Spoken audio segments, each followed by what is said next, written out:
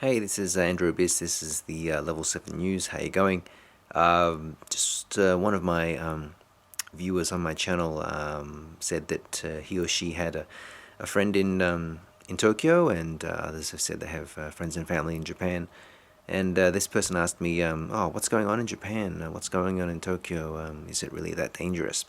So yeah, I just wanted to reply and say hi and say pretty much what's going on in Japan is the wholesale destruction of the nation state of Japan and genocide of the willful genocide of the population. Now, it sounds very, sort of superlative and, out there, but, you know, um, consistently within a large swath of northern Japan, majority of Honshu, you're getting consistent Geiger counts of readings of zero point 0.3 to zero point 0.9 microsieverts an hour. So, this is well above the even the government's supposedly safe level of 0.23 microsieverts, that level which is supposedly safe, and it's not safe even at that level. But you're getting even there are hotspots around Tokyo for example, in Kashiwa. Kashiwa is a sort of a suburban city just above Tokyo. There's a gentleman who made a reading there of 10 microsieverts per hour. So it's 10, not 0.23. So Arne Gunnarsson, a nuclear expert, went to Tokyo, and he did a sample of 5 random soil samples around Tokyo, and found they were all nuclear waste grade samples that would have to be disposed of properly in a facility in Texas. So when he went back to the United States, he tested them, and that was the ruling that was made as to how radioactive they were. So what's going on is a slow genocide of the population. People are bioaccumulating this radioactive material in their bodies, and it'll erupt as cancers or leukemia, other other sort of ill health, such as manifests itself as vomiting, severe skin irritation, chronic lethargy, nosebleeds. So this is already happening, and there is quite a sizable uptake in cases of cancer, leukemia. Those symptoms, as I mentioned before, happening in Japan already. So that's what's going on. And down the track, 5-10 years from now, you'll get the cases of thousands, tens of thousands, even millions of people developing these chronic illnesses, cancer, leukemia, in Japan. Now, this is spreading across the United States and throughout the whole of the Northern Hemisphere. And down here in the Southern Hemisphere, we're not immune exactly at all, either. So there was a medical journal study done of the number of North Americans who had died Americans who had died because of the radiation, and the study concluded that in the year after 3/11, the earthquake, 14,000 people died as a result of the radiation, and that was revised up to 20,000. So that's what's going on in Japan and the world with this terrible event.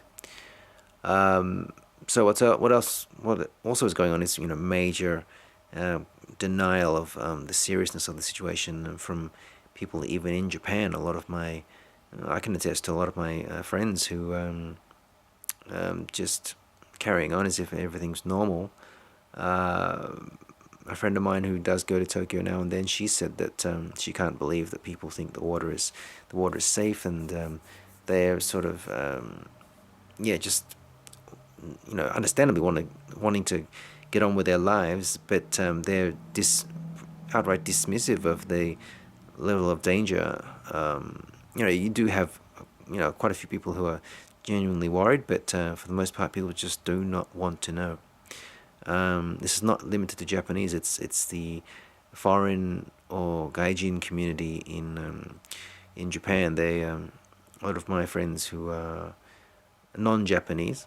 I have Japanese friends as well, but non-Japanese friends who have living over there with their families or whatever, and yeah, just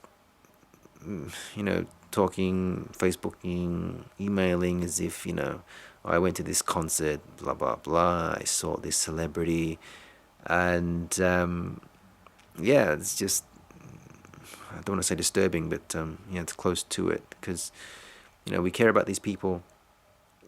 You know, they're even the people we think who are the most intelligent, the most enlightened. They're often talking about peace and light.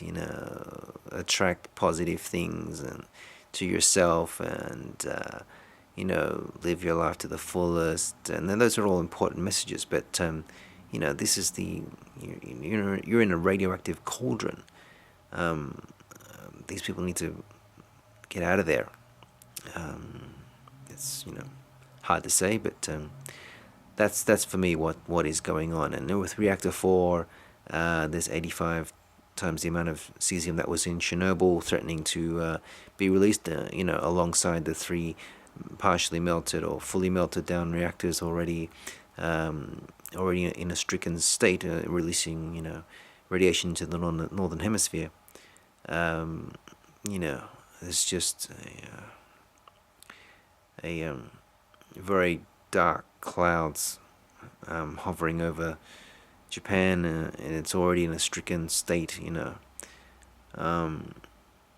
So there are about 75 NGOs within Japan who have pleaded with the United Nations to intervene and help with the situation at Reactor 4, because that is could cause as I've said before, a mass extinction event.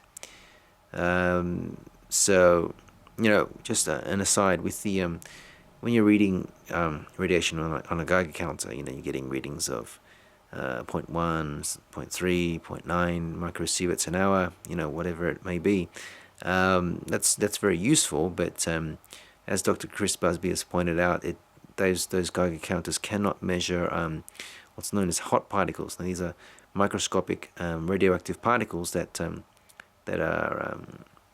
just floating around in the air, and he's measured that a lot of people of Tokyo will have breathed these in, and the thing is they don't know anything about them because the Geiger counters yet don't pick them up because they're microscopic, and they're not in the they're not air particles. They're they're not irradiated air. They're hot microscopic shards of radioactive material from the power plants.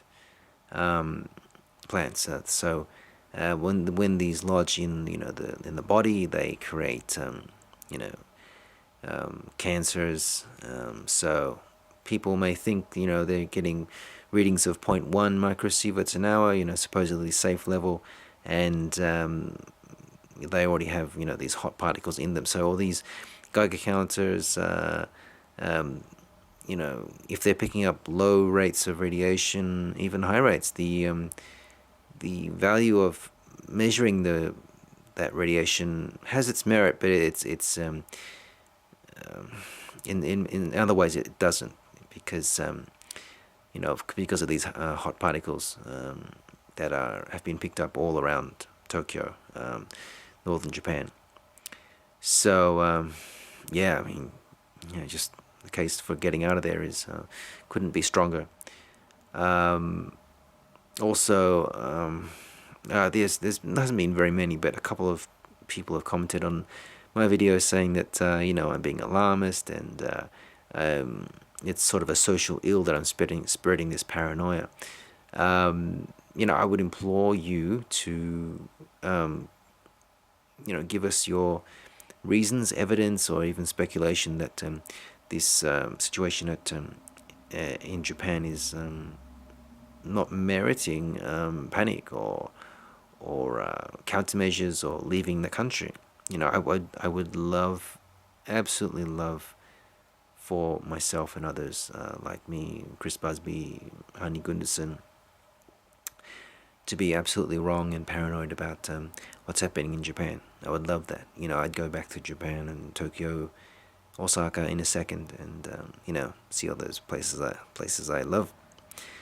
Um, I mean, if the situation in Japan is safe and there's nothing to worry about, that's a very hopeful message. But I want to see some evidence or ideas or reasons as to why my case is alarmist. I'm going to keep an open mind. Um, you know, some foreigners waving Geiger counters in the air, getting point one, saying therefore Tokyo is safe, is not really evidence. I mean, you have to put these Geiger counters on the ground and measure over many different places. There's the hot particles.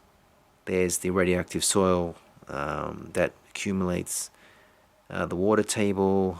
There's the radiation spilling into the sea, as well as going over to North America. So this is for me, the casualties will be counted in millions, if not tens of millions. And if you have any ideas or evidence as to why it won't be so bad, this is overblown. It's just this is it's all in the past. Send me your videos. Send me your reasons. I'm looking forward to them. I'm really hopeful you can give me something. But unless you can give me something, I can that can persuade, even convince persons like myself. Perhaps you shouldn't call us alarmist because governments cover up things all the time, and this is just one of the bigger cover-ups. So this is Andrew Biss signing out. Hope you're well. This is Level 7 News, and take care out there.